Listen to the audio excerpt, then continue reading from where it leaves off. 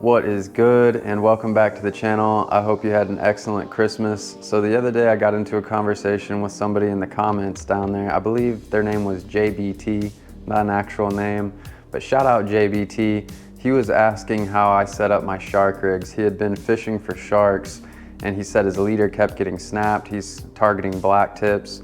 What I'm gonna show you today is a good shark rig for any type of shark, particularly really large ones. This thing will get it to the beach. I'm gonna show you how I build them out a little bit heavier, so if you catch you happen to hook like a big hammerhead or a big bull shark, it'll hold up to those just fine, because let's face it, we don't wanna lose the big fish, right? We don't wanna lose the one that we really wanna catch.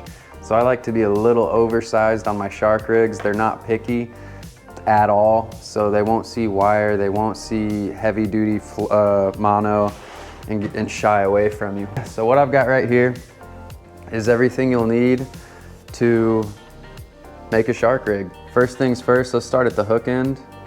Nice big circle hook. Now depending on what you're targeting, the size sharks you're going after, that'll change what size hook you use. Right here, some variations. That's a big boy, that's a size 14 owner hook. For your run-of-the-mill shark rig, these 7.0s will do just fine. I believe this is a 13.0 mustad, but you do want a circle hook. And I know some people will file down the barbs.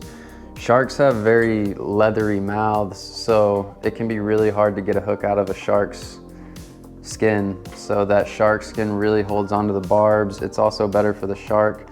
You may lose a shark or two, but that's not a big issue. You don't lose them often due to not having a barb, but obviously the barb is there for a reason, and it's gonna help keep the shark on a little bit better. If it slides out, not the end of the world, get another bait out. Okay, this is probably my favorite all-around shark hook, and that's why it's on this rig right here. I believe this is, and it's funny, brand to brand, the sizes will kind of vary. Like a 7 in the Eagle Claw is gonna be a little bit different size than a 7 in an owner or a 7 in a mustad. So I believe this is a 12 owner. It may be a 10 or 11. It's gonna be between 10 and 12 on the owner, but it's a good sized hook. And this is gonna pretty much hook, like I mentioned before, like an 8-foot bull. This hook will do just fine on tiger, good sized tiger shark. If I was gonna target, if I was gonna balloon a bait out and look for like a gigantic tiger, something like this 14.0 is a safe bet. You can see how big that is. Your hook size can vary. We're gonna go into a haywire twist, and I'll get more into that. I like to double up on my wire. So from that haywire twist on the hook, I'll twist the wire around itself and double back. I like to have like a 2-foot one normally. And what this is, the wire is running from inside of the shark's mouth past its teeth. So you don't need a super long section of wire. It's really just for dealing with the business end of the shark. Like I was telling JBT in the comments below, it doesn't matter if you have 300-pound mono. If it touches a shark's tooth, even the smallest of sharks, it's going right through that like butter. It just doesn't matter. Sometimes you'll get lucky and you can kind of hook them far on the outside. And as long as their teeth doesn't touch your fluoro, you can get away with it, or mono. I've caught sharks, by accident when I wasn't targeting them, just because the hook, on a jig, or maybe they eat something that's on the line, and you get them to the boat without being cut off just by sheer luck, really, where the shark got hooked. So from the wire, we go up to a big snap here, big snap ring on the swivel. And I like these oversized. This is what you're gonna put your weight on. So if you can picture this, your weight's right here, and you got your bait kind of drifting out here in the current. Maybe it's sitting on the bottom when the shark comes by. Moving on from your snap swivel, we've got our section of mono. I like to use mono because it has a little bit of stretch. Sharks throw really nasty head shakes, so that quick torque in the line, they can snap your line. Generally, I'll use 6 to 7 feet of mono, and why you want this is for the shark's body. You do not want your braid to get up against the shark skin. Shark skin is extreme, think of it like sandpaper. It's extremely gritty, it's extremely tough. If you have braid up against it, it will fray. So you can picture him hooked. The wire is coming out of his mouth, and then you've got this running down his body. And I like to go with really oversized swivels here. So this is it's either a 200 or a 250 pound swivel. Really overkill, but again, sharks, especially the big ones, again, this is like a setup for like a 250, 300 pound shark. The really big ones, they throw nasty head shakes, they're crazy powerful, they put a lot of stress on tackle. So I'll really like go heavy on my swivels. So 200, 250 pound swivel. All right, so now that I've shown you what you need to make a shark rig, let's make one. We're gonna start with the swivel end. So I've got my 200 pound swivel right here.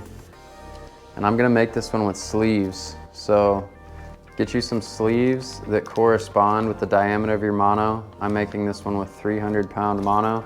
So I've got the right diameter sleeve for that. I believe these are 1.8s and my mono is 1.6. So something just a little bit bigger is what you're looking for.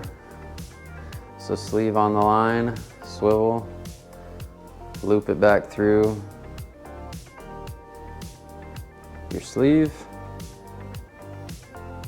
pull it down snug, and it should look like that before you crimp it.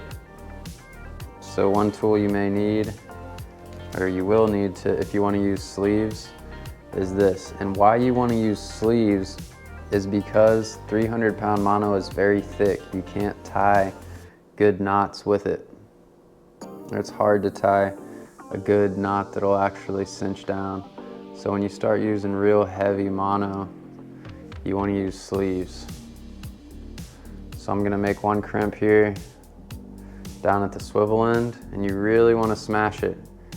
You really want to get it crimped down, get it into that mono. You do not want it to slip when you get the beast on. And then we're gonna do one on the back side as well. Use both hands and just really crimp the hell out of it. Perfect. So it should look like that when you're done. Got both ends. Clip the tag. Boom. Swivel is secure, ready to tow in a monster. All right, so I made this one 7 feet long. So we're gonna go down here to the other end of it. And this is where we will put on our snap swivel. So our snap swivel, again, is what's gonna hold the weight. Again, for the snap swivel, put a sleeve on your line. Loop it through your snap swivel. Boom. And boom. Got some old braid on there. Just like that. Good to go. Crimp it down, and we're good. All right, so on your snap swivel, if you just kind of forget about this part for a second, go right here, and that's what we're gonna attach our wire to. So you make this separately. We're gonna set this off to the side for a second. Take our wire here. So we've got 80 pound wire. We're gonna double it up, giving us a total of 160 pounds of wire, which again, I've caught really big sharks on a rig just like this. You should be fine. I've never had any of them get close. If you double up, they can get through a single wire, and cable is definitely not the way to go. Cable will frays up a little bit easier on a shark's mouth. So that's about 24 inches right there. Now we're just gonna double that. That'll be good right there. So we'll call that about 20 inches on each end. Okay, so I'm gonna match up my ends. It's a quick way to make sure they're even. Come down here, find the midpoint. Boom, cut it right here. Boom. Now I have 2 pieces of wire that are the same length, just like that, side by side. So I'm gonna do my hook first. And to do the haywire twist, we're gonna send both pieces of wire through. and we want about 3 inches to get through the eyelet. So bend it back on itself right there. You can see that wire is going to stay. Getting it started with the wire is kind of the hard part. So you kind of want to pull it up to a good starting point. Then use the hook to help you. Grab the hook, roll it over once or twice, and that'll kind of get your haywire twist started. So now you can see that wire has started to roll, and now you want to bend it down almost 90 degrees to the main part of the wire. Get your hook secure and start doubling it over. So as you start to wrap it around, it should start to get real tight up here. Nice tight coils, and that's going to keep your wire from being able to be pulled off. Okay, so I've got my haywire twist right there. Again, it should be a little oval, 1 twist or so, and then these really tight wraps to get it the rest of the way. That hook's not going anywhere. Nothing's gonna unwind that wire. Very tight, perfect. So this is the start of our wire section. So then you wanna hold your 2 free ends and twist your hook. And you want to get as many wraps as you can in that wire before it won't let you do it anymore. So as you can see, that wire starts to link together. You start to get wraps down it, and that'll kind of bond it and make it act as one piece. Okay, so now my wire is wrapped. I'll take about 3-4 inches here and kink it. And once you put that kink in it, it's good. Well, not done, but it can't unravel. It can't unwind really.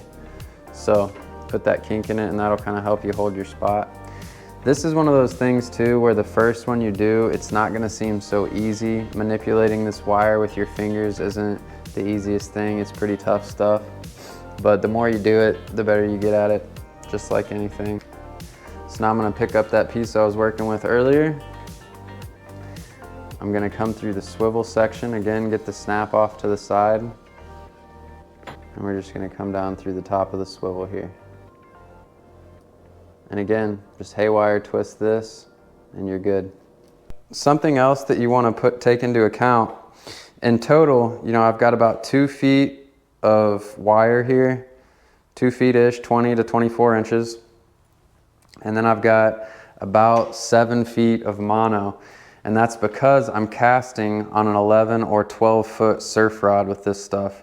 So you wanna have enough rod, because obviously I can't reel a 200-pound swivel with a sleeve up through the eyelets. So you wanna make your rig according to what you're gonna be casting with. If you're just dropping it off the side of the boat, I mean, you can do whatever really, but this is for catching sharks from the surf. So I'm gonna be casting this on a 12-foot surf rod. So a couple options on shark setups here. I've got a Daiwa Saltist 8000, 33 pounds of drag capable, and that's on a 12-foot Daiwa beef stick. That's been a great setup. I've caught nice sharks on that, caught some bull sharks on it. A little bit heavier duty right here. I've got a new pin, and this is my second one of these. I sold my other one, and I had this one. So I've got a Carnage 2 Surf, heavy 12-foot. That's a badass rod. I really like the grips on that. It's just high quality, real nice stick. And then a Penn 10,500 Slammer 3, and that's capable of 60 pounds of drag. That's a bad boy right there. I've caught big bull sharks on that. That's a nice reel right there for surf fishing big sharks. Penn 10,500 Slammer 3. So those two are like my go-to surf shark setups. Both 12-foot setups, so you can cast them a pretty good ways. All right, for the icing on the cake, we've got a 6-ounce Sputnik. And the cool thing about these Sputnik weights is it's got the arms. These little prongs help dig into the sand, so as waves and current come over this, it doesn't matter, it just kind of anchors itself into the sand. So what you're gonna do, take your 6-ounce Sputnik, put it on your snap swivel, snap it into place, and you have got a rig that will catch you monster sharks. So from hook to mainline, we've got our 12-0 owner's circle hook. We've got a haywire twist and some doubled up 80-pound, giving us a 160-pound wire test. We've got that haywired into a snap swivel. Our snap holding our 6-ounce Sputnik up to our sleeved 300-pound mono connecting on the top of that swivel. We've got seven feet right here. 7 feet of 300-pound mono that can run down the shark's body so the shark skin doesn't fray you off like it will braid. Then we've got our sleeve and our 200-pound swivel. Then we're going to tie up our 80 or 100-pound braid to that main line. We're ready to sling a big chunk of bonita, big chunk of ladyfish. Your bait can vary. What I've had the most luck on sharks with is cut mullet, fresh cut ladyfish, bonita chunks. I've caught them on other things. You know, sharks are pretty scavenger-like. If it's a fish and it's somewhat fresh and it's kind of bloody or oily, they're gonna generally go after it. But if you can get your hands on a fresh ladyfish, take about 3 or 4 inches out of it, just right out of the center, a nice center cut of it about this big, or a section of a mullet, 3 to 4 inches. Throw it on here, you're gonna be in good shape. All right, so with no further ado, go catch you a big shark. Shout out to JBT. I'd been wanting to do a video on how I make shark rigs for a while, so good luck on your fishing endeavors. Go catch you a big shark. They're super fun to fight from the beach. I like fighting sharks so much more from the beach because they have to fight you laterally. If you hook a big shark on a boat, it's kind of a chore. They'll just be dead weight right underneath you. They don't really fight in an exciting fashion. But when you hook a nice shark and he's only got 8, 10, 12 feet of water to swim in, he's got to move laterally, and that means big runs. The black tips will get up there and jump. The spinner sharks will jump and spin. You'll see that different sharks fight differently. It's a lot of fun. You'll start to get a feel for what you have on the line just based on the head shakes, or if it goes and jumps, or the speed in which it takes off. Shark fishing from the land is a lot of fun. This is how I like to set up for them, and hopefully it helps you out as well. Thanks for watching, guys.